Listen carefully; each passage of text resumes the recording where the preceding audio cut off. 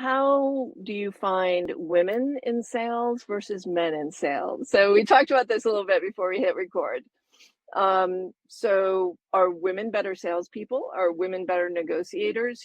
Sometimes in the political landscape, in the corporate landscape, you don't find women in senior level positions because there is this impression that women don't make fast decisions or that you don't have what it takes. So what happens in the sales situation? All right, so emotional intelligence, sales, and negotiations. Uh, I think women have a head start on emotional intelligence. I think that's a nurturing thing. There's a whole question: is it nature? Is it nurture? A lot of arguments about what is nature per se. I haven't seen a lot of solid data that indicates differences. The reason why I think they have a head start on emotional intelligence, nurture based, is because little boys are taught to fight and little girls are taught, even if you can beat up that little boy now, there's going to come a point in time when you can't anymore.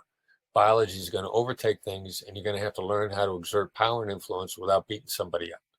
Mm. And older women, grown women, adult women are constantly trying to nurture little girls how to be more emotionally intelligent. And that's why I believe they have a head start. We got unscientific, but data that I'm absolutely certain of, that women pick good emotional intelligence based negotiation up faster than men. Now, are they any better at it at the top end? I don't think there's any difference in top performance. I'm gender agnostic. All you got to be is coachable and willing to take initiative and like innovation. If you're ambitious, by definition, you like to be innovative. If you have those characteristics, then at the top end, it's gender agnostic. Now, most negotiation is taught to be combative, male dominated. Don't be a push up. Be the loudest voice in the room. Kick a chair across the room. Pound your table. The former founder of Blockbuster. Blockbuster. Hmm. That guy was famous for slamming his hands down on the table and storming out of meetings. And for a while, that works. And for a while, Blockbuster dominated the industry. And Blockbuster laughed at Netflix when Netflix wanted to be bought by Blockbuster. They were like, "We're kicking your ass. You're never going to be anything." Well, look how that turned out. But there's been a lot of training for negotiation to be the loudest, most bullying voice in the room.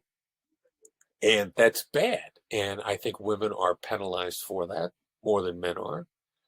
And since I don't teach bullying negotiation, that is not my problem.